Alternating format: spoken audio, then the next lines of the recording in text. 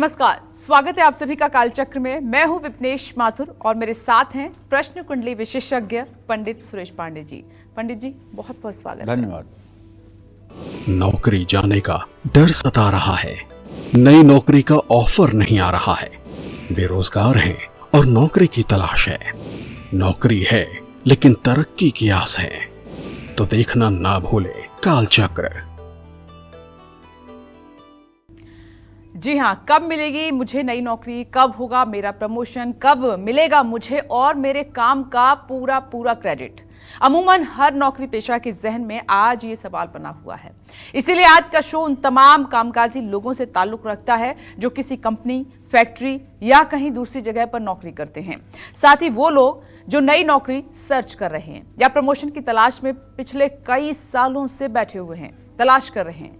ऐसे तमाम लोगों को नई जॉब या प्रमोशन के लिए अपने लग्न के अनुसार कौन से आसान और अचूक उपाय करने चाहिए, यही आज कालचक्र में पंडित जी आपको बताएंगे। तो आप बने रहें हमारे साथ और कालचक्र देखते रहें। आज का कालचक्र आपके लिए बहुत खास रहने वाला है। तो पंडित जी से सबसे पहले ये जानने की कोशिश करते हैं, क्योंकि चर्चा आज की खास रहने वाली है, राशिनुसार हम चर्चा की बात करेंगे, तो आप ध्यान से आज का कालचक्र देखिएगा और पंडित जी को ध्यान से सुनिएगा। सबसे पहले हम ये जानने की कोशिश करते हैं कि लग्न और नौकरी के बीच में संबंध क्या है। क्या लग्न से हमारी जॉब पर अच्छा या बुरा असर पड़ता है?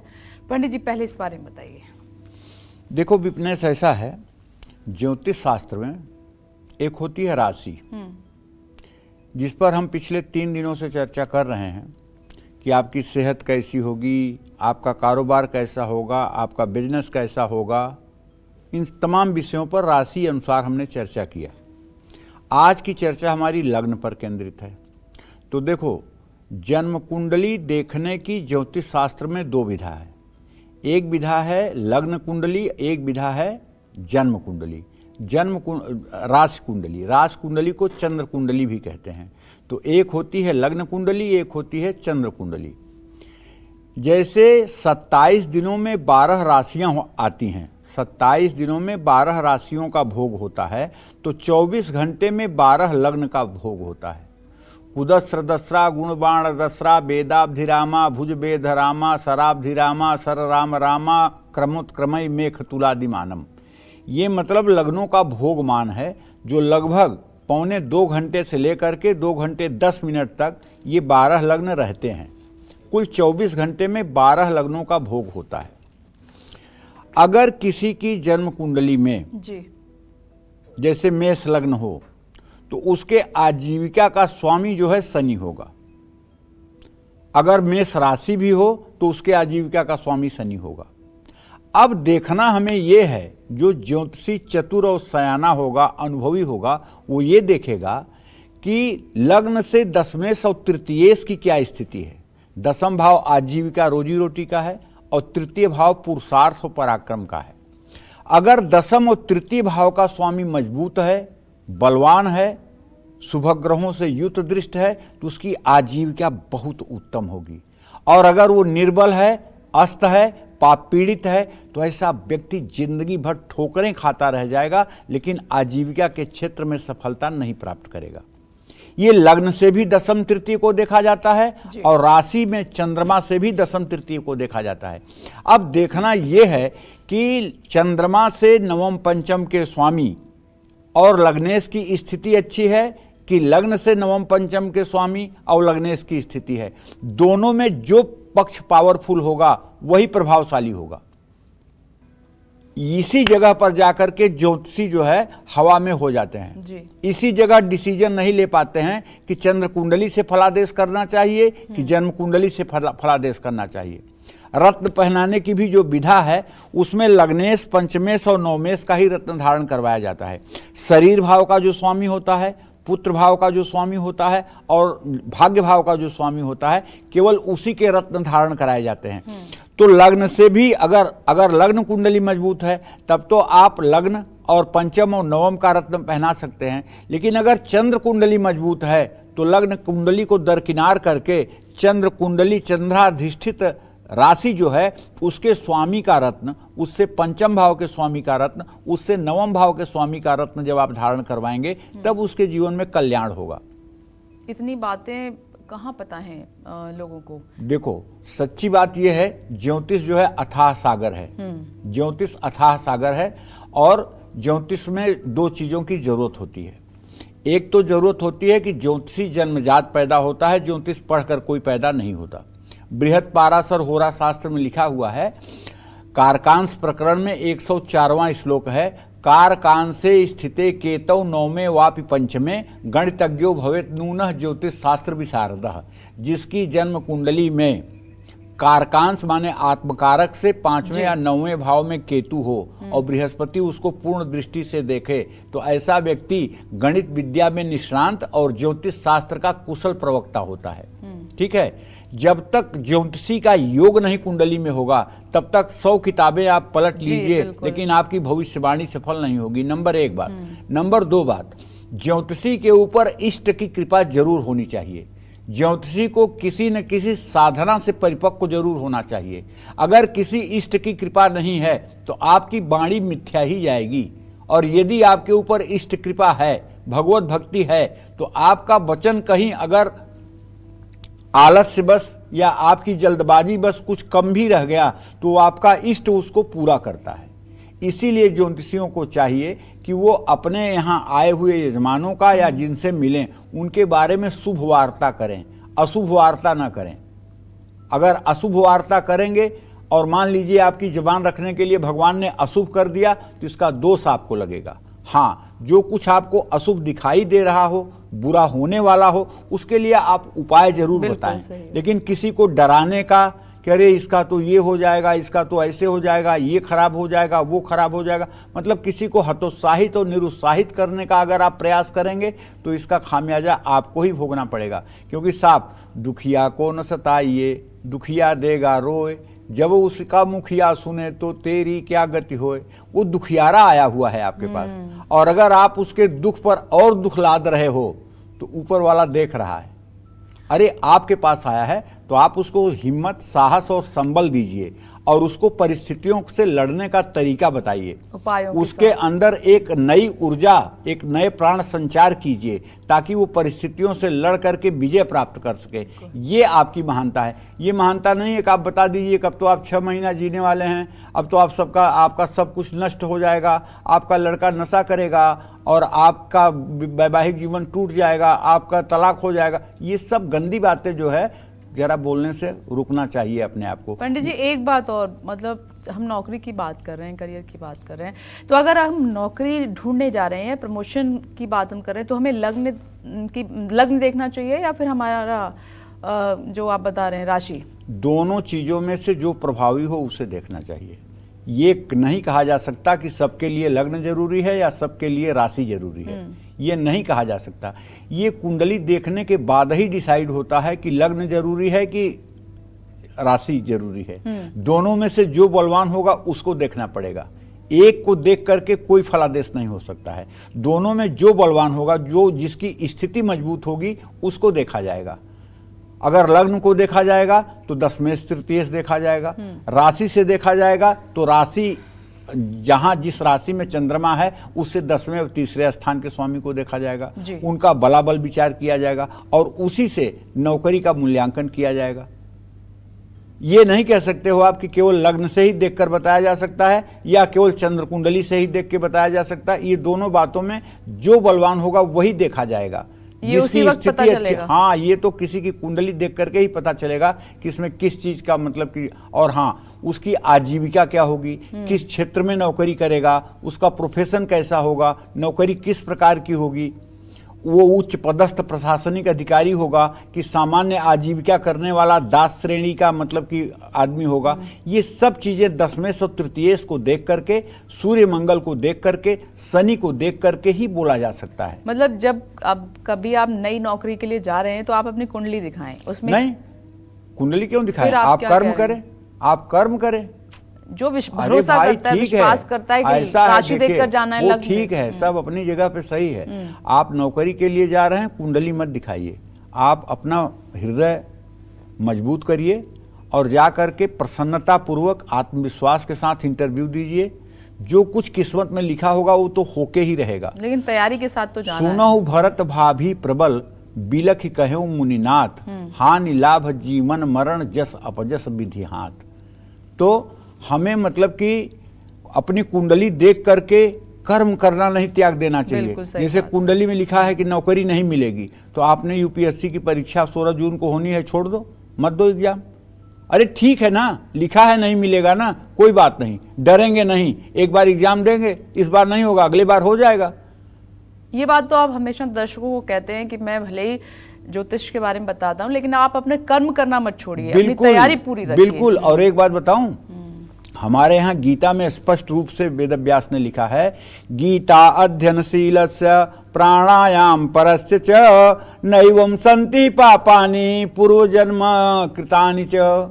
अच्छा, गीता का नित्य अध्ययन करने वाला और प्राणायाम करने वाला अपने पूर्व जन्म के सारे प्रारब्धों को मिटा करके 1 मिनट में रख देता है। और महत्वाकांक्षा से प्रेरित, उच्च महत्वाकांक्षा से प्रेरित क्रियाशील व्यक्ति भाग्य की रेखाओं को ऐसे मिटा देता है जैसे सूर्य अंधकार को नष्ट करता है। अगर आपके अंदर एम्बिशन है और आपके अंदर ये आग जल रही है कि मुझे कुछ करना है, और आपने अपने शरीर को संयत कर लिया है, विषय वासनाओं पर आपने नियंत्रण पा लिया है और अपने लक्ष्य के प्रति आप जागरूक हैं, तो भगवान को मजबूर होकर के आपके भाग्य को उस रूप में लिखना होगा जैसा आप चाहते हो। अगर ऐसा है कि जो मेरी किस्मत में लिखा है वही होना है, तो हम कोई सुअर कुत्ता बिल्ली थोड़ी हैं कि जो किस्मत में लिखा है वही हमको कीचड़ में लौटना है तो कीचड़ में लौटेंगे। हम तो अच्छा कर्म करके परम पद को प्राप्त कर सकते हैं। ध्रुव जी अगर भगवान का साक्षात्कार कर सकते हैं, प्रहलाद जी के लिए खंभे से भगवान नरसिंह प्रकट हो सकते हैं, तो फिर हम भी तो मनुष्य हैं, हम अच्छा कर्म करके क्यों नहीं अच्छा बन सकते हैं। सीधी सी बात पंडित जी, ईमानदारी और हार्ड वर्क, जो मेहनत करता है उसको कोई तोड़ नहीं है। आज नहीं तो कल परिणाम है। ईमानदारी, हार्ड वर्क के साथ हर कार्य को भगवान को समर्पित करके, बिल्कुल, उसमें अपना अहम भाव न हो, मैं करता हूं, this is my duty, this is our responsibility, ये नहीं, प्रभु कर रहे हैं, प्रभु करा रहे हैं, प्रभु की कृपा से हो रहा है जी। अगर हमें कोई बड़ी उपलब्धि मिल गई तो मेरी उपलब्धि नहीं, तो प्रभु की उपलब्धि है। करें करावें आप सब, जनहि बड़ाई दें, करते तो सब कुछ वो हैं, बड़प्पन हमें देते हैं। और कुछ आपके पास से चला भी गया तो ये सोचे कुछ बेहतर होगा आपके लिए, हाँ, कुछ अच्छा यही बात तुम जी। अकेले में भी मुझसे कहती हो ना कि अगर कुछ बुरा हो रहा है तो इसका मतलब आगे कुछ बहुत अच्छा होने वाला है। मैंने हमेशा तो इसी पर मैं यकीन तुमसे रखा मतलब है। कि जो है तुम्हारी बातों को अकेले में सुन के जब गौर करता हूँ तो मुझे बहुत प्रेरणा मिलती है कि देखो ये लड़की कितनी हिम्मती है। ये कहती है कि अगर कुछ बुरा हो रहा है तो इसका मतलब कि भविष्य के गर्भ में कुछ ज्यादा अच्छाई भगवान ने छिपा के रखी हुई है, इसलिए आज को खुश होकर के ही बिताना है। इस चिंता में नहीं रहना है कि आज खराब है तो कल भी खराब होगा। मुझे लगता है मेरी सोच के साथ और भी लोग अग्री करते होंगे, जो नेगेटिव सोचते हैं वो यही सोचें जो मैं सोचती हूँ। चलिए, आज की हमने कहा था कि चर्चा बहुत दिलचस्प रहेगी और आपके लिए बहुत खास रहेगी, तो चलिए अब बात करते हैं लग्न के अनुसार उपायों की। और सबसे पहले मेष लग्न की हम बात करेंगे। मेष लग्न वालों के वो लोग जो जॉब सर्च कर रहे हैं या प्रमोशन पाना चाहते हैं, ऐसे लोगों को नौकरी से जुड़ी किन बातों का ध्यान रखना चाहिए और कौन से उपाय आपको करने हैं, आइए जानते हैं। देखो, अगर आपकी लग्न कुंडली प्रभावी है, मतलब लग्नेश पंचमेश नवमेश की स्थिति अगर अच्छी है, तो अशुभ ग्रहों के प्रभाव के कारण मेष लग्न वालों को नौकरी में अस्थिरता का सामना करना पड़ता है। अगर दशमेश और तृतीयेश निर्बल दुर्बल है तो नौकरी का काम आपके लिए मुश्किल भरा होगा। लंबे समय तक एक ही जगह काम करना इनके लिए मुश्किल होता है। ये बार बार नौकरी बदलते हैं या तरक्की नहीं पाते हैं। इनको नौकरी का चुनाव करते समय बहुत सोच विचार करना चाहिए। हनुमान जी की उपासना करनी चाहिए, हनुमान चालीसा का हर रोज पाठ करना चाहिए।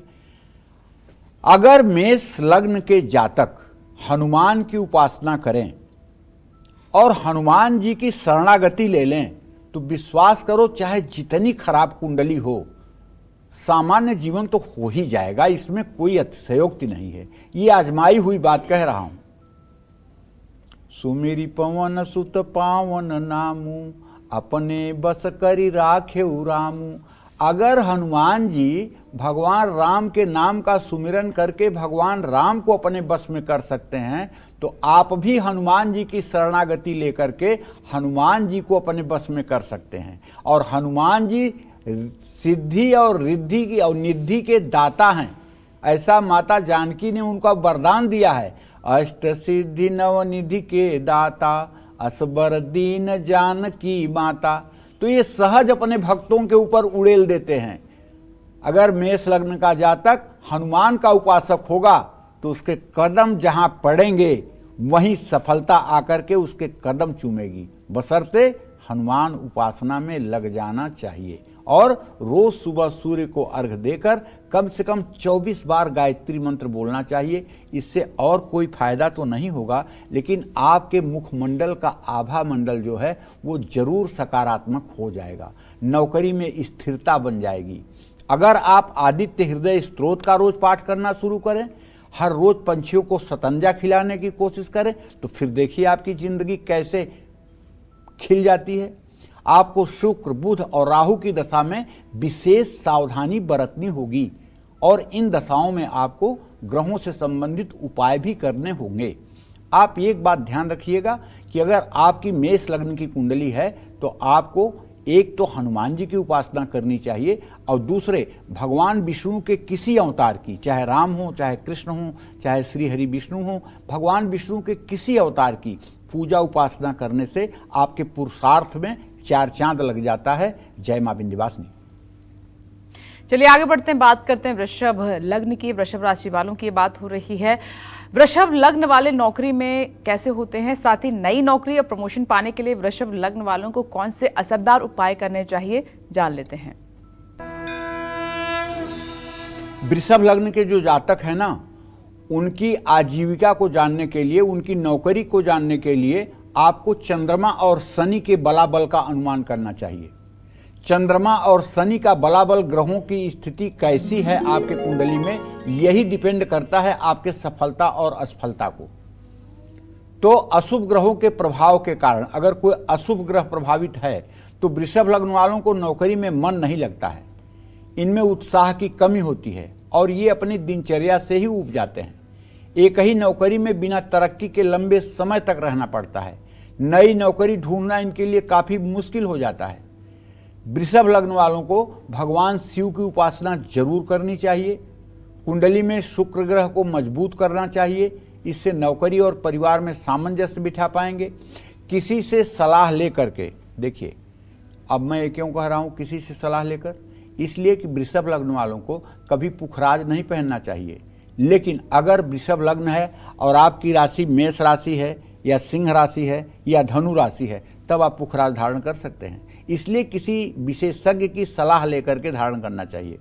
पीला पुखराज अगर वृषभ लग्न है और मेष, सिंह या धनु राशि है तो वही आपकी क्रिएटिविटी को बढ़ा सकता है और नए अवसरों को आकर्षित कर सकता है।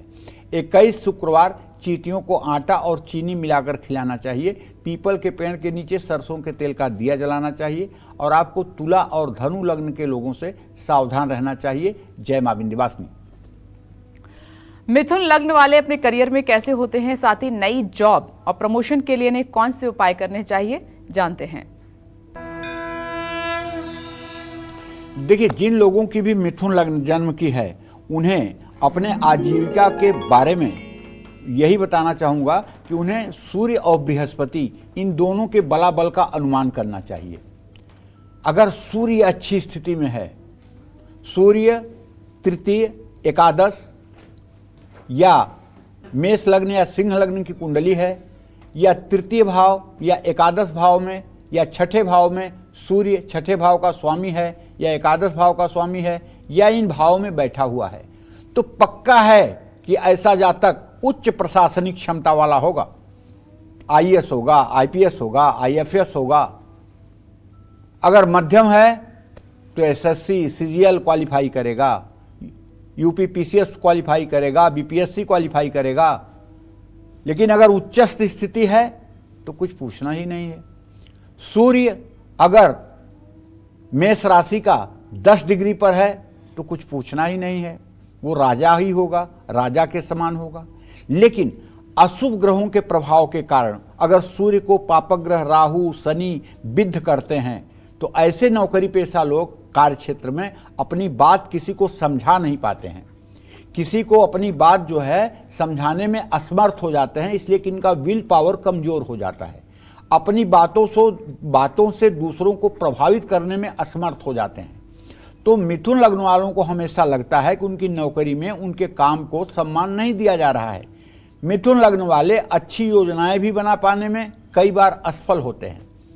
आत्मविश्वास की कमी का सामना भी करना पड़ता है। हनुमान चालीसा का पाठ करने से इनका आत्मविश्वास बढ़ेगा। मिथुन राशि वाले होते कैसे हैं? इनका चेहरा जो है पान के पत्ते की तरह होता है, जैसे पान का पत्ता ऊपर चौड़ा नीचे पतला, और इनकी नाक तोते की तरह होती है। इनका यहाँ तक चेहरा जो है, होठ के ऊपर का चेहरा पुरुषों जैसा होता है और होठ के नीचे का चेहरा स्त्रियों जैसा होता है। ये मिथुन लग्न के जातकों के लक्षण हैं। तो अगर मिथुन लग्न के सारे लक्षण मिल रहे हैं और नाक तोते जैसी है, तो इन्हें बुध को जरूर मजबूत करना चाहिए। बुध ग्रह को मजबूत करने के लिए राम रक्षा स्तोत्र, विष्णु सहस्रनामावली, गोपाल सहस्रनामावली का पाठ करना चाहिए। राम कृष्ण विष्णु की आराधना करनी चाहिए। इससे नौकरी में भी लाभ मिलेगा, जीवन भी सुखमय रहेगा। पन्ना धारण करने से कार्यक्षेत्र में सम्मान बढ़ेगा, वर्चस्व बढ़ेगा। पन्ना नहीं धारण कर सकते हैं तो विधारा की जड़ हरे रंग धागे में बांध करके अपने गले में या दाहिनी बांह पर धारण करना चाहिए। 5 मुखी रुद्राक्ष की पूरी माला धारण करना चाहिए। 21 बुधवार गायों को हरा चारा खिलाना चाहिए। माँ लक्ष्मी की उपासना श्री सूक्त और कनक धारा स्त्रोत से करनी चाहिए। लेकिन पुखराज बिना किसी के सलाह के भूल के भी धारण नहीं करना चाहिए। जय मां विंध्यवासिनी। कर्क लग्न वाले नौकरी को लेकर कितने सीरियस रहते हैं, साथ ही इनको नई नौकरी और प्रमोशन पाने के लिए कौन से आसान और अचूक उपाय करने होंगे, जान लेते हैं। कर्क लग्न वालों की कुंडली में अगर ग्रह नौकरी के भाव पर सुप्रभाव नहीं डाल रहे हैं, अब जैसे किसी की कर्क राशि है, ठीक है, तो उसका जो पराक्रमेश होगा वो बुध होगा और उसका जो जीविका भावेश होगा वो मंगल होगा। अब मंगल और बुध की पूरी ताकत को आजमाइए। मंगल की स्थिति, बुध की स्थिति क्या है कुंडली में, उसको आजमाइए। वो किस नवमांश में बैठा हुआ है इसको देखिए। वो खोड़सांश में किस स्थिति में है उसको देखिए। वर्गोत्तम है कि नहीं है ये देखिए। जब उनके बलाबल का विचार कर लीजिए, तब आप डिसाइड कर सकते हैं कि अमुक व्यक्ति चिकित्सा के क्षेत्र में जाएगा, कि तकनीकी के क्षेत्र में जाएगा, कि प्रशासन के क्षेत्र में जाएगा, कि वित्त के क्षेत्र में जाएगा, कि राजस्व के क्षेत्र में जाएगा, कि मतलब तेल, पेट्रोलियम, कोयला, गैस के क्षेत्र में जाएगा। तब आप डिसाइड कर सकते हैं। लेकिन अगर इन विषयों पर आपने ध्यान नहीं दिया तो आप सही बात नहीं पकड़ पाएंगे और सही चीज नहीं बता पाएंगे। तो कार्य क्षेत्र में इनकी भावनाएं जो होती हैं, अगर अशुभ ग्रहों का प्रभाव हो जाए दशम और तृतीय पर, तो इनकी भावनाएं कमजोर हो जाती हैं। ये कार्यक्षेत्र में तनाव नहीं झेल पाते हैं या जरूरत से ज्यादा उत्साहित होकर अपना ही नुकसान कर बैठते हैं। कर्क लग्न वालों को नौकरी में स्थिरता और सफलता पाने के लिए हर शनिवार शनि मंदिर में सरसों के तेल का दिया जलाना चाहिए। इससे ये कार्यक्षेत्र में अपनी भावनाओं पर काबू पाएंगे। भाग्य का साथ पाने के लिए इनको पुखराज जरूर धारण करना चाहिए। हर शनिवार को पीपल के पेड़ में जल अर्पित करना चाहिए। गाय को हरा चारा खिलाना चाहिए। जय मां विंध्यवासिनी। क्या आपकी नौकरी ने उड़ा दी है आपकी रातों की नींद? क्या आप अपनी सैलरी से सेटिस्फाई नहीं हैं और चाहते हैं कि हो जाए आपकी तरक्की? तो सही जगह हैं। क्या आप सही जगह पर हैं, ये भी सोच रहे हैं? क्योंकि कालचक्र में आज पंडित जी लग्न के अनुसार बता रहे हैं वो अचूक उपाय जो दिलाएंगे आपको तरक्की और बनाएंगे आपको एक कामयाब इंसान। तो ध्यान से देखते रहिए कालचक्र। अपनी चर्चा को आगे बढ़ाते हुए बात करते हैं सिंह लग्न की। अब सिंह लग्न वाले लोग नौकरी में कैसे होते हैं, साथ ही नई नौकरी और प्रमोशन के लिए इन्हें कौन से उपाय करने चाहिए, आइए जान लेते हैं। देखिए, सिंह लग्न वालों की कुंडली में अगर देखा जाए तो एक तो शनिदेव और दूसरे शुक्र, ये 2 ग्रह काफी हद तक इस विषय के जिम्मेदार होते हैं कि जातक की आजीविका कैसी होगी, ये व्यक्ति अपने जीवन में कितना सफलता अर्जित करेगा। तो ऐसी परिस्थिति में अगर शुभ प्रभाव है तो सफलता कदम चूमेगी। लेकिन अगर ग्रहों का अशुभ प्रभाव इन भावों पर है, अशुभ प्रभाव पड़ रहा है, तो ये अपने ही अहंकार के कारण नौकरी में काफी मुश्किलों का सामना करना पड़ता है इनको। अपनी पहचान बनाने के लिए कई बार मानसिक रूप से अस्थिर भी हो जाते हैं, क्योंकि इनका लग्नेश सूर्य है, सूर्य आत्मा का कारक है। और अगर सूर्य कुंडली में अच्छा है और लग्नेश है तो ऐसे आदमी के अंदर अहंकार होना स्वाभाविक है कि मैं श्रेष्ठ हूं, मैं बहुत पावरफुल हूं, मैं बहुत योग्य हूं। ऐसे आदमी को हर समय ये बात सताती है कि मैं विशेष हूं। होना चाहिए, ठसक सबको होना चाहिए, लेकिन अहंकार नहीं होना चाहिए। मैं प्रभु का हूं, ये ठसक होना चाहिए, ये कोई अहंकार नहीं है। लेकिन मैं हूं, ये अहंकार है। इनको नौकरी में आ रही मुश्किलों से निकलने के लिए भगवान सूर्य को जल जरूर चढ़ाना चाहिए, गायत्री मंत्र का जप करना चाहिए। आत्मविश्वास बढ़ेगा और नौकरी में आ रही रुकावटें दूर होंगी। आपको ज़्यादा क्रोध और उग्रता से बचना चाहिए। रविवार को ज्वार मंदिर में दान करना चाहिए। हरी सब्जियां और कंबल ज़रूरतमंद लोगों को दान करना चाहिए। इससे आजीविका के क्षेत्र में सफलता मिलती है। जय मां विंध्यवासिनी। कन्या लग्न वालों को ग्रहों के अशुभ प्रभावों की वजह से नौकरी में किस तरह की परेशानियां उठानी पड़ती हैं, साथ ही नई नौकरी और प्रमोशन के लिए कौन से आसान और अचूक उपाय आपके लिए कारगर साबित होंगे, आइए जानते हैं।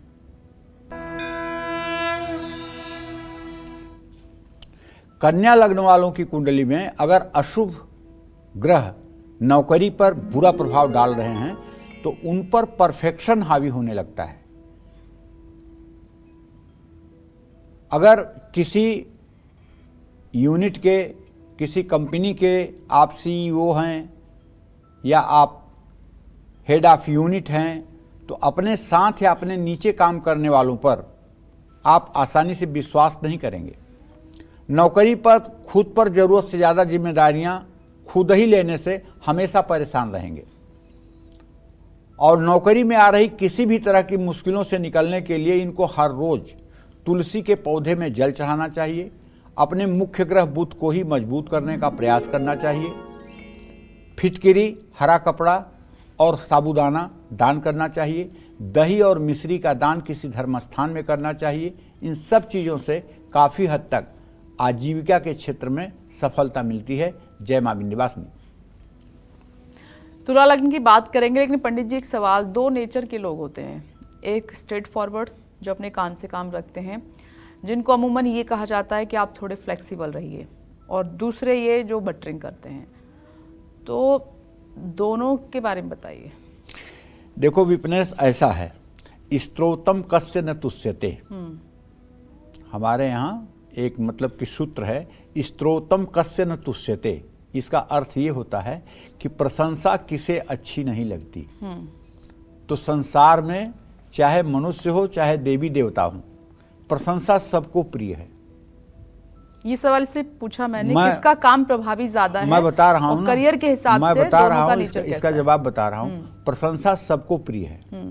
ऐसा संसार में कोई व्यक्ति नहीं है जिसे प्रशंसा प्रिय न हो। सबको प्रशंसा प्रिय है। देवी देवताओं की भी आप उपासना करते हैं तो उनके गुणों का ही वर्णन आप करते हैं, उनके पराक्रम और उनके मतलब कि दानदाता होने की ही आप प्रशंसा करते हैं। इसी तरह से जब मनुष्य की प्रशंसा की जाती है तो मनुष्य भी आह्लादित हो जाता है। और वो लोग बड़े चतुर होते हैं जो लोग दूसरों को जैसे साम दाम दंड भेद 4 नीतियां हैं हमारी ना, तो किसी के बारे में कुछ अच्छा बोलना ये साम है।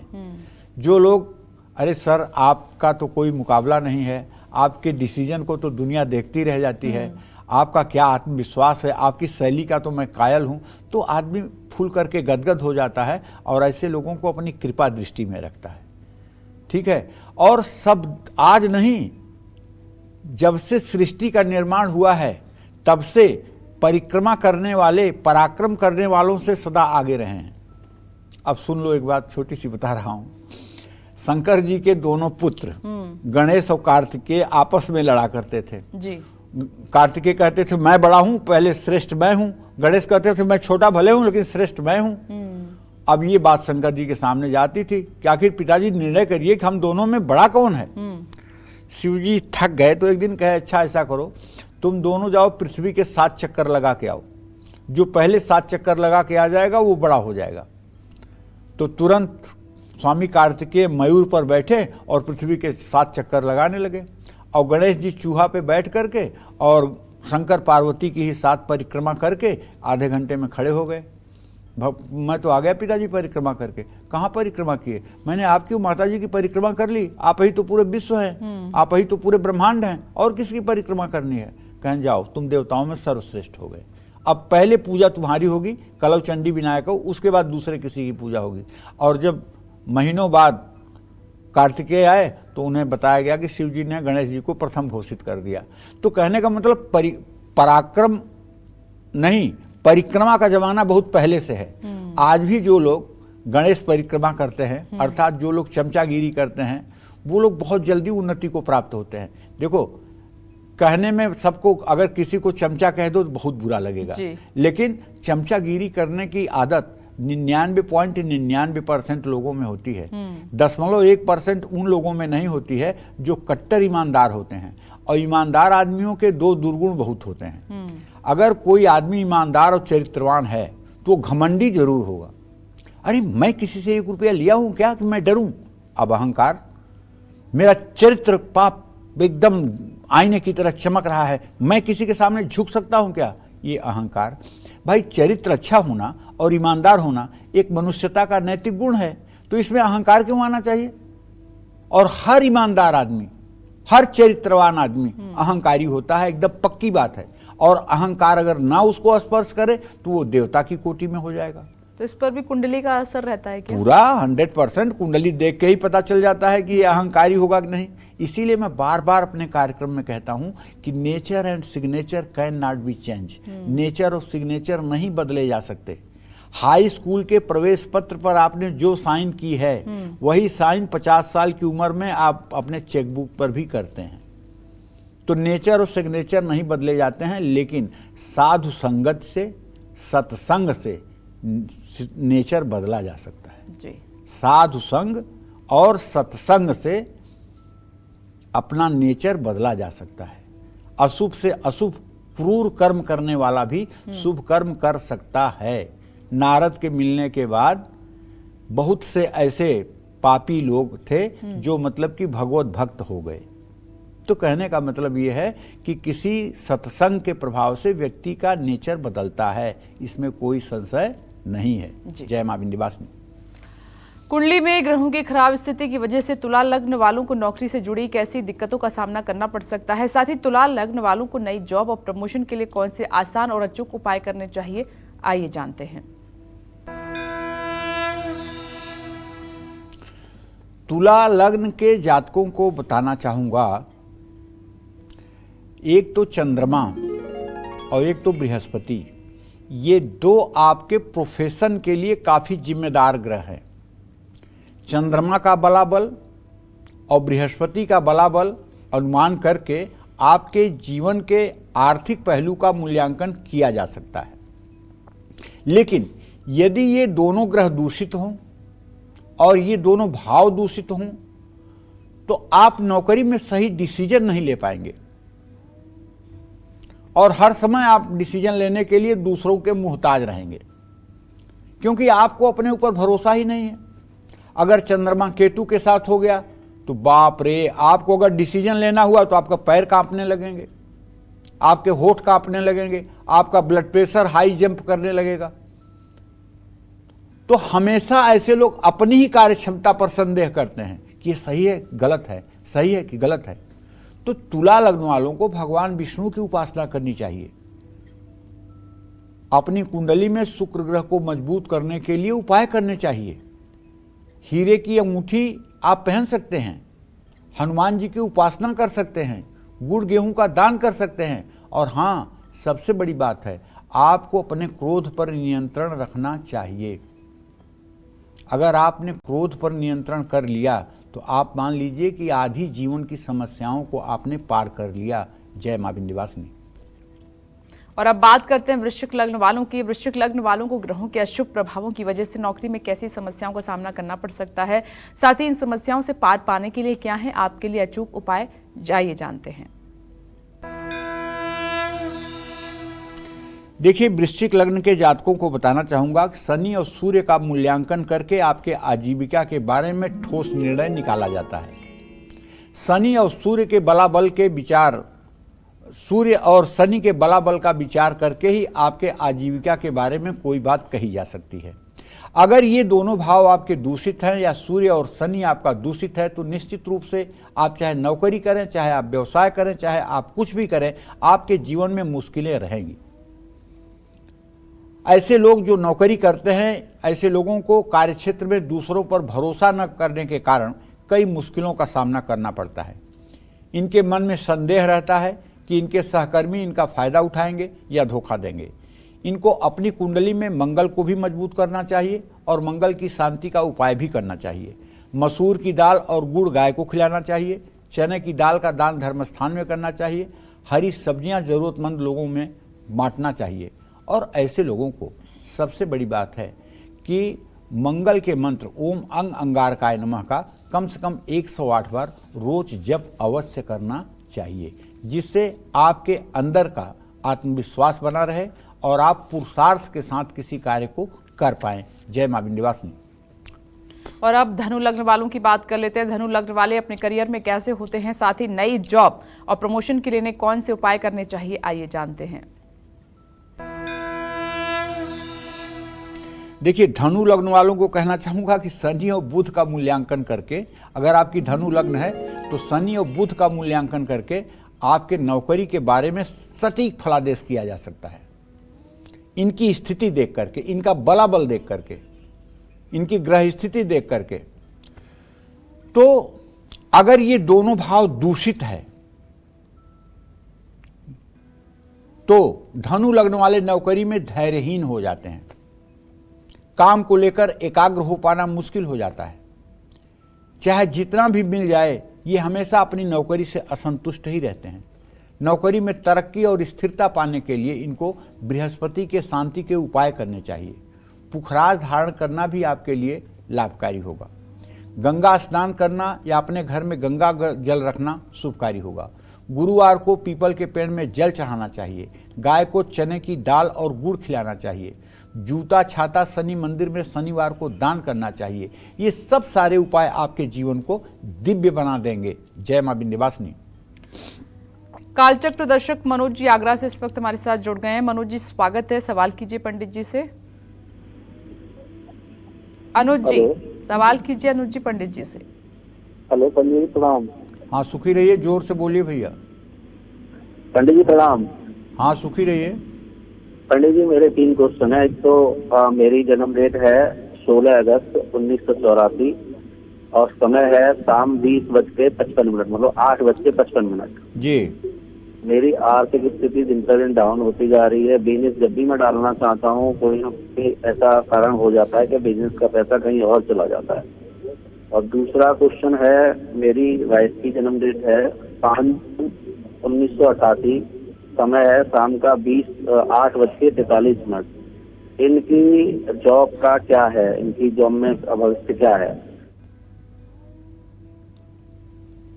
हो गया।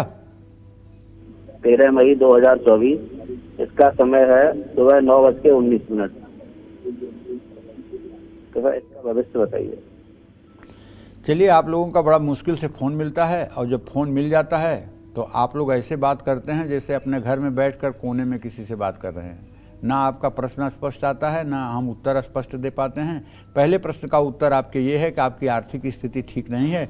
भगवान, ऐसा है प्रश्न जो आपने किया है, व्यय भाव में मंगल के होने के कारण, राहु के साथ होने के कारण आपके ऊपर इतनी ज़्यादा रिस्पॉन्सिबिलिटी है, उसके हिसाब से आपका आय स्रोत अभी पर्याप्त नहीं है, जिसके कारण आप आर्थिक अस्थिरता के शिकार हुए हैं। आप अपने धर्मपत्नी से कहें कि वो नौकरी का चक्कर छोड़ करके सिर्फ और सिर्फ श्री सूक्तम और कनक धारा के 16 पाठ सुबह शाम करना शुरू करें। उससे आपके भाग्य में मजबूती मिलेगी और 6 महीने के अंदर ही आपकी ज़िंदगी बदल जाएगी। आप वो करेंगे जो आप कल्पना नहीं कर सकते हैं। तो आप अपने धर्मपत्नी से कहें कि वो महालक्ष्मी की सेवा करें और महालक्ष्मी की प्रतिमा लगा करके उनकी पूजा आराधना करें।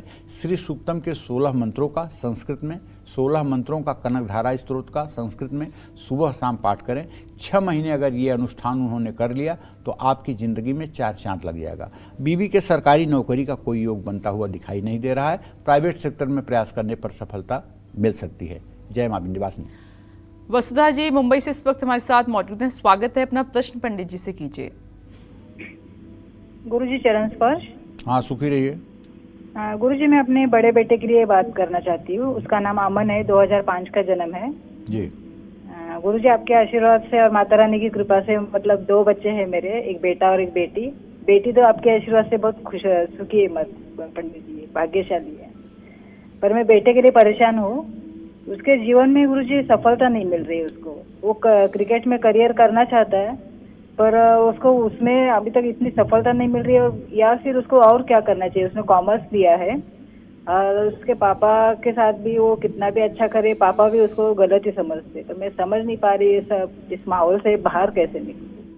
देखिए, सही बात तो ये है, आपने जो प्रश्न अपने पुत्र के बारे में किया है तो उसके 10वें भाव का स्वामी बुध है और क्रिकेट के फील्ड में जाने के कारण पढ़ाई से इसकी लापरवाही हो गई है। पढ़ाई में अब ये मीडियोकर रह गया है और क्रिकेट में इसका कोई भविष्य नहीं है। पता नहीं किस आदमी के कहने से, किसकी प्रेरणा से, किसकी काउंसलिंग से ये क्रिकेट में गया है। क्रिकेट खेलना और खेल खेलना अच्छी बात है, लेकिन उसको आजीविका के रूप में, उसको प्रोफेशन के रूप में मान करके जीना ये बहुत गंदी बात है। और बिना मंगल के कोई बड़ा खिलाड़ी बन नहीं सकता और मंगल की स्थिति ठीक न होने के कारण ये पक्का है कि ना तो ये स्टेट लेवल पर खेलेंगे ना तो इंटरनेशनल खेलेंगे, तो इनकी आजीविका नहीं हो सकती क्रिकेट में। और पढ़ाई की ऐसी तैसी हो गई है खेल के कारण। पिता के असंतुष्ट रहने का मुख्य कारण यही है कि बेटे का कोई भविष्य नहीं दिखाई दे रहा है, इसलिए पिता असंतुष्ट हैं। हर पिता चाहता है कि मेरा बेटा मुझसे ज़्यादा योग्य निकले और हर पिता चाहता है कि मेरे बेटे का जो भविष्य दिखे वो उससे मुझे भी संतुष्टि मिले। पिता को कोई उम्मीद नहीं है कि बेटा कमाकर उनको खिलाए, इसलिए पिता नाराज रहते हैं। नहीं, पिता चाहते हैं कि बेटा पढ़ाई लिखाई करके एक योग्य नागरिक बने, एक योग्य व्यक्ति बने। और बेटा है कि उसे मतलब कि सिर्फ और सिर्फ नशा है कि मैं क्रिकेटर बन करके और बहुत बड़ा आदमी बन जाऊं। देखो, चीज़ें भाग्य से भी मिलती हैं। हमने बहुत लोगों को देखा है, जो लोग आज तमाम इंस्टीट्यूट में आईएएस के लोगों को कोचिंग दे रहे हैं, वो सब आईएएस फेल्योर लोग हैं। वो आईएएस नहीं क्वालिफाई कर पाए, तब वो कोचिंग में पढ़ाना शुरू कर दिए। तो भाग्य भी बहुत बड़ी चीज़ है। तो इसलिए आप अपने बेटे से कहिए को पढ़ाई करे। कॉमर्स की पढ़ाई कर रहा है तो ग्रेजुएशन करने के बाद अच्छे से उसे बैंकिंग की तैयारी करनी चाहिए और बैंकिंग के क्षेत्र में उसे अपनी आजीविका बनानी चाहिए। जय मां विंध्यवासिनी। चलिए अब बात करते हैं मकर लग्न वालों की। मकर लग्न वाले नौकरी को लेकर कितने सीरियस रहते हैं, साथ ही इनको नई नौकरी या प्रमोशन पाने के लिए कौन से आसान और अचूक उपाय करने चाहिए, आइए जानते हैं। देखिए, मकर लग्न वाले जातकों को ये कहना चाहूँगा कि आपके आजीविका के बारे में अगर चिंतन किया जाए तो बृहस्पति और शुक्र के ही बलाबल को देखा जाता है। अगर बृहस्पति और शुक्र आपके कुंडली में पाप पीड़ित हैं या अशुभ नवमांश में हैं या नीच नवमांश में हैं या नीच राशि में हैं, तब तो निश्चित है कि आपके जीवन में संघर्ष बढ़ेगा। नौकरी में बहुत कार्यभार मिल जाता है, जिसके कारण आप हमेशा तनाव में रहते हैं, स्ट्रेस में रहते हैं और अपने काम पर फोकस नहीं कर पाते हैं। मकर लग्न वालों को नौकरी में स्थिरता और तरक्की पाने के लिए हनुमान जी की उपासना करनी चाहिए। शनि ग्रह की शांति के लिए पीपल के पेड़ में जल चढ़ाना चाहिए। ओम संग शनश्चराय नमः इस मंत्र का 10 माला जप 102 दिन करना चाहिए। भगवान शिव का दूध और जल से शुक्ल पक्ष की पंचमी तिथि पर अभिषेक करना चाहिए। किसी भी सोमवार को शिव मंदिर के पुजारी को भोजन कराना चाहिए। इन सब चीज़ों से लाभ मिलता है। जय मां विंध्यवासिनी। कुंभ लग्न वालों को ग्रहों के अशुभ प्रभावों की वजह से नौकरी में किस तरह की परेशानियां उठानी पड़ती हैं, साथ ही नई नौकरी और प्रमोशन के लिए इन्हें कौन से आसान और अचूक उपाय करने चाहिए, आइए जानते हैं। देखिए, अगर आपका कुंभ लग्न है तो ये पक्की सी बात है कि सिर्फ और सिर्फ मंगल जिम्मेदार है आपके आजीविका के लिए, एक इकलौता मंगल। अगर आपका मंगल ठीक है, आपकी कुंडली में मंगल बलवान है, तो आपकी भुजा में ये ताकत होगी कि आप असंभव को भी संभव बना देंगे। लेकिन अगर मंगल दुर्बल हो गया, कर्क राशि का मंगल हो गया, या कर्क के नवमांश में चला गया, या शनि राहु से दृष्टियुक्त हो गया, तो समझ लीजिए खटिया खड़ी। ऐसे में आपको चाहिए कि आप नित्य हनुमान जी की उपासना करें, मंगलवार का व्रत करें, और आपको मंगलवार के दिन ब्रह्मचर्य का पालन करना चाहिए, और कभी भूल करके भी आपको मांस मदिरा को हाथ नहीं लगाना चाहिए यदि आप सुखी जीवन चाहते हैं तो। कुंभ लग्न वाले नौकरी में तरक्की और स्थिरता लाने के लिए साल में 2-3 बार कम से कम गंगा स्नान करें, गंगा जी का दर्शन पूजन करें, और शनि ग्रह को मजबूत करें, भैरव मंदिर में दर्शन पूजन करें, लाल, गुलाबी और पीले रंग कम धारण करें, रोटी पर सरसों का तेल लगाकर गाय को रोटी खिलाएं, काली उड़द, तिल और काला नमक शनि मंदिर में दान करें, हनुमान जी की उपासना करें, मीठी बूंदी का प्रसाद बांटें। इन सब चीज़ों से आपकी ग्रह स्थिति में सुधार होगा। जय मां विंध्यवासिनी। और अब बारी है आज की हमारी ईमेल कुंडली विजेता की। दिल्ली की रहने वाली किरण जी हैं। इन्होंने ईमेल के जरिए भविष्य के बारे में जानना चाहा है और इस वक्त हमारे साथ फोन लाइन पर मौजूद हैं। सबसे पहले मुबारकबाद आपको और स्वागत है कालचक्र में। आपकी जो डिटेल है वो पंडित जी के पास मौजूद है पहले से ही। आप अपने सवाल कीजिए पंडित जी से, क्या जानना चाहते हैं? नमस्ते पंडित जी। हाँ, सदा सुखी रहो किरण। पंडित जी, मैं ये पूछना चाह रही थी कि मेरे पति का है जो काम बार बार छूटता रहता है, कभी लग जाता है, एक स्थिरता नहीं है काम में, तो इसके लिए आप कुछ उपाय बताएं। और दूसरा, मेरा छोटा बेटा है, बड़ा बेटा बिल्कुल ठीक है, छोटा बेटा ऑटिज्म का थोड़ा है जन्म से ही उसको, तो उसके लिए मैं ऐसा क्या करूँ जो उसकी परेशानियां थोड़ी कम हो जाए? देखो किरण, ऐसा है बेटा, आपका जन्म कर्क लग्न और मिथुन राशि में हुआ है। जन्म में आपके राहु की दशा थी, ना राहु की दशा आपकी ठीक थी, ना बृहस्पति की दशा ठीक थी, जबकि बृहस्पति आपके कुंडली में उच्च राशि का है, लेकिन वो केतु के साथ गुरु चांडाल योग में है, शनि राहु की दृष्टि है। तो कहने का मतलब है कि जुलाई 2020 तक बृहस्पति की महादशा थी, ये भी कोई चमत्कारी दशा नहीं थी। और उसके बाद अब तो शनि की दशा शुरू हो गई है, ये जीवन की बहुत खराब दशा शुरू हुई है। आपके बड़े पुत्र भाव का स्वामी मंगल है जो कि चंद्रमा के साथ है। बड़ा वाला लड़का तो आपका कला विकास करने वाला है, लेकिन छोटे पुत्र भाव का स्वामी शनि राहु के साथ है, केतु की दृष्टि है, वो थोड़ा सा मंद बुद्धि है और आर्टिज्म का शिकार है, जिद करता है, चिल्लाता है। तो ऐसे में मैं आपको बताना चाहूँगा कि जो आपने अपने पति के आजीविका के बारे में पूछा है, तो पति के आजीविका स्थान में शनि राहु की स्थिति जो है ये इन्हें किसी कार्य में स्थिर नहीं रहने देती। तो आप इनसे कहिए, या आप स्वयं ओम संग शनिश्चराय नमः इस मंत्र का 10 माला जप किसी शिवालय में या शिव मंदिर में बैठकर 102 दिन अगर सुबह कर लें, तो मैं दावे के साथ कहता हूं आप नौकरी से पूरे जीवन के लिए निश्चिंत हो जाइए। दूसरी बात बेटे की, देखो, एक तांबे का लोटा अपने घर रविवार को ले आओ खरीद कर, और तांबे की बाल्टी, उस बाल्टी में कम से कम 24 लोटा पानी आए ऐसी बाल्टी हो, और उसको अच्छे पानी से भर करके उसमें थोड़ा सा गंगा जल डाल के बच्चे को रोज खुद नहवाओ, और 24 लोटा पानी गायत्री मंत्र बोलते हुए उसके ऊपर डालो। ये उपाय अगर 100 दिनों तक तुमने कर दिया तो पक्का मानो कि बच्चे के अंदर चमत्कारी परिवर्तन होगा। गायत्री मंत्र के प्रभाव से उसका जीवन काफ़ी हद तक बदलेगा, इसमें कोई दो राय नहीं। सीजन के हिसाब से जल होना चाहिए, गर्मी हो तो ठंडा जल और जाड़ा हो तो थोड़ा गुनगुना जल होना चाहिए। इन बातों का भी ध्यान करोगी तो ये बच्चा जब 8 साल से ऊपर का होगा तब काफ़ी कुछ आपको सुधार दिखाई देगा। जय मां विंध्यवासिनी। चलिए अपने स्पेशल सेगमेंट की शुरुआत करते हुए बात करते हैं मीन लग्न की। मीन लग्न वालों को ग्रहों के अशुभ प्रभावों की वजह से नौकरी में किस तरह की परेशानियां उठानी पड़ सकती हैं, साथ ही नई नौकरी और प्रमोशन के लिए इन्हें कौन से आसान और अचूक उपाय करने चाहिए, आइए जानते हैं। बड़ी अजब गजब लग्न है मीन लग्न। आप कहेंगे क्यों? तो मीन लग्न वाले जातक जो हैं, इनके आजीविका के लिए, वो चाहे नौकरी हो चाहे व्यवसाय हो, बृहस्पति और शुक्र का बल अनुमानित किया जाता है, क्योंकि शुक्र इनका पराक्रमेश होता है और बृहस्पति इनका आजीविका भाव का स्वामी होता है। अब एक और दुविधा है, दुविधा यह है कि बृहस्पति केंद्राधिपति होता है, और ज्योतिष शास्त्र का फार्मूला है कि केंद्राधिपतयः सौम्या शुभम नैवम दिशन्तु च क्रूरा नैवम अशुभम कुर्युः कोणपौ शुभदायकौ। माने बृहस्पति की महादशा में बृहस्पति शुभ फल देने में उदासीन हो जाता है ना विडम्बना।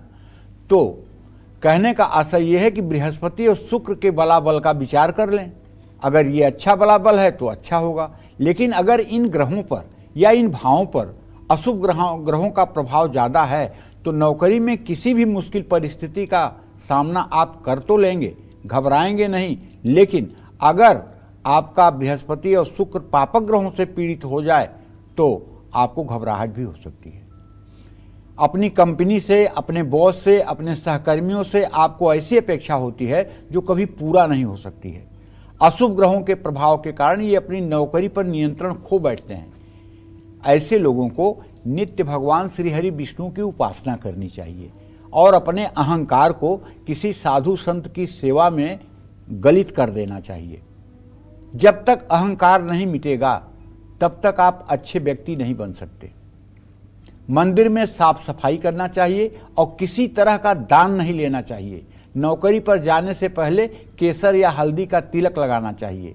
पीपल के पेड़ के नीचे हर गुरुवार जल अर्पित करना चाहिए। आपको बृहस्पति शांति के उपाय करने चाहिए। जय मां विंध्यवासिनी। पंडित जी आपका बहुत बहुत धन्यवाद। धन्यवाद। और उम्मीद करते हैं आज का विषय आपको बहुत पसंद आया होगा। कल फिर एक नए विषय के साथ और आपकी परेशानी को दूर करने के लिए ढेरों उपाय लेकर आएंगे हम पंडित सुरेश पांडे जी के साथ। तब तक कालचक्र की टीम को दीजिए इजाजत और देश और दुनिया की खबरों के लिए आप देखते रहिए News 24। नमस्कार।